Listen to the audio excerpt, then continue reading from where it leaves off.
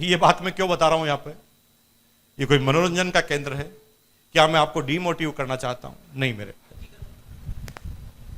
मैं ये बात इसलिए कह रहा हूं कि जो गलतफहमी मुझे आई है आपको नहीं आनी चाहिए।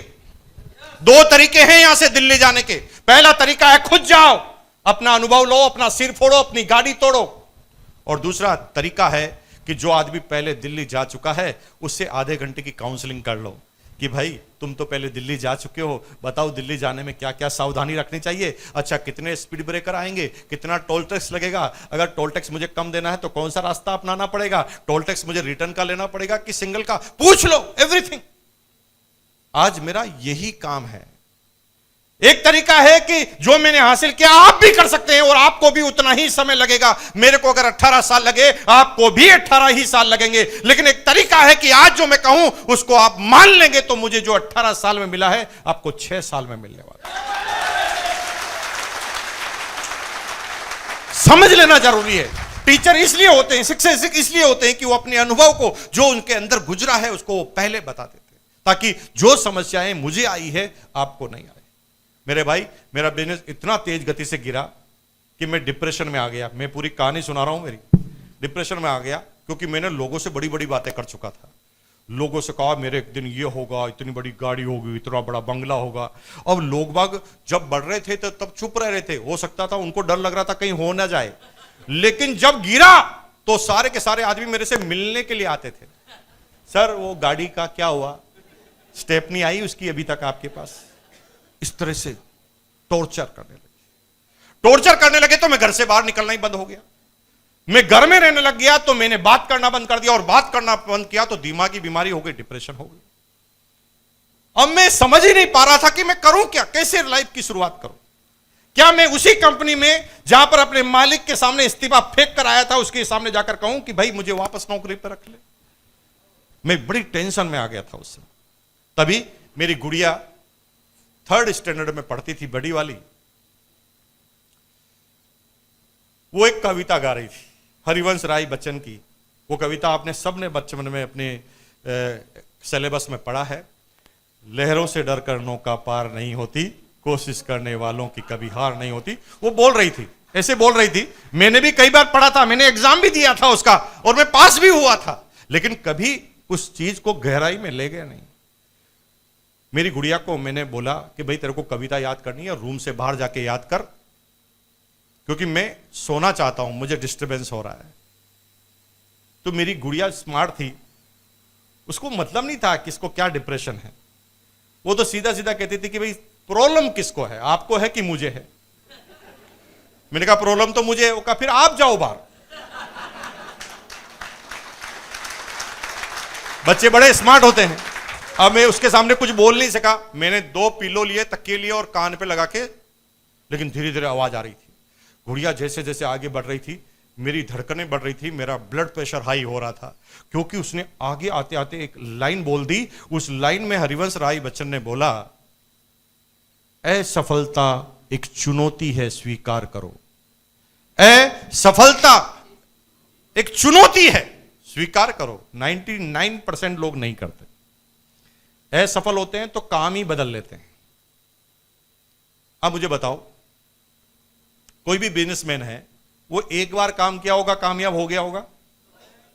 कोई भी वैज्ञानिक ने एक बार काम किया होगा वो वैज्ञानिक बन गया होगा ना?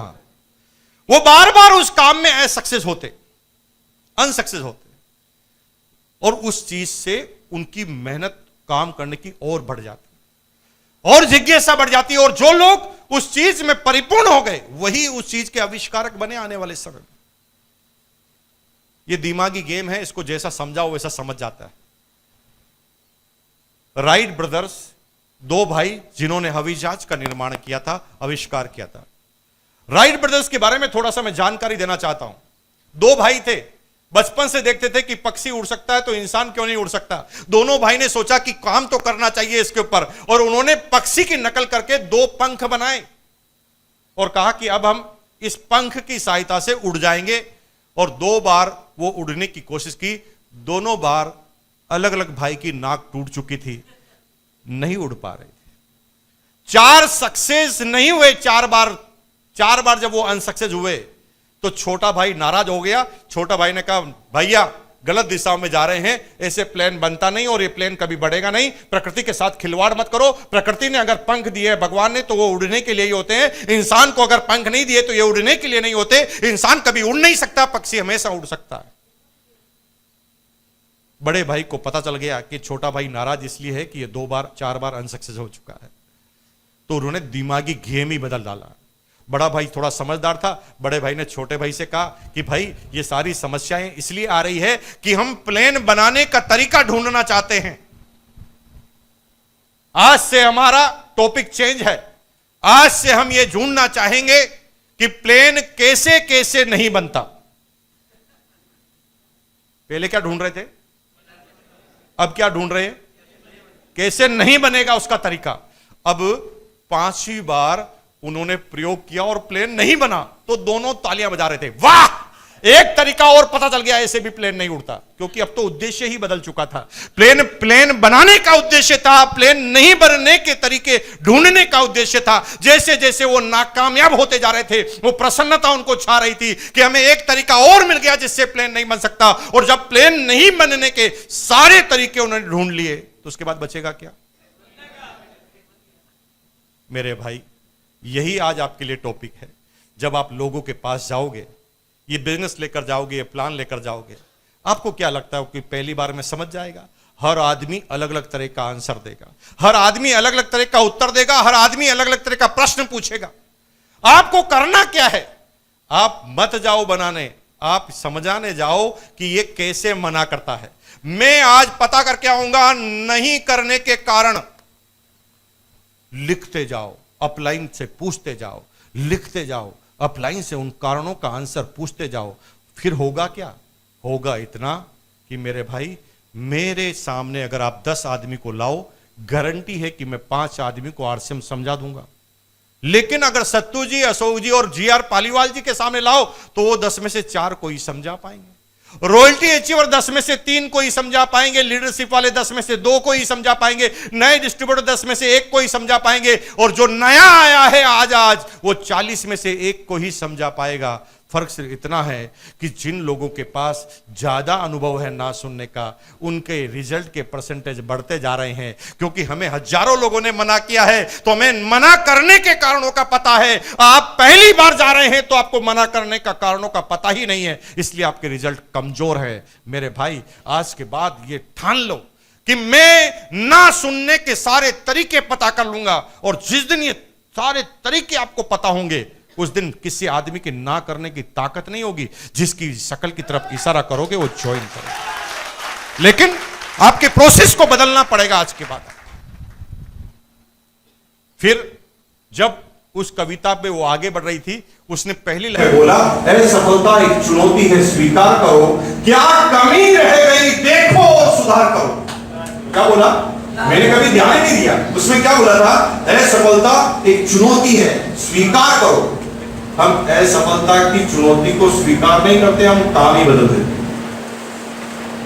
किराने के काम में नाकामयाब, जूते का चालू कर दिया, जूते में नाकामयाब, पान का चालू कर दिया, पान में नाकामयाब, नौकरी चालू कर दी, नौकरी में नाकामयाब, आत्महत्या कर दी। हम काम बदलते, हम सोचते काम बदलेंगे तो कामयाबी आएगी ना। कविता में साफ लिखा है, असफलता एक चुनौती है स्वीकार करो, क्या कमी रह गई देखो और सुधार करो। जब तक ना हो सफल तुम, नींद चैन की त्यागो तुम, संघर्षों का मैदान छोड़ मत भागो तुम, क्योंकि कुछ के बगैर जय जयकार नहीं होती।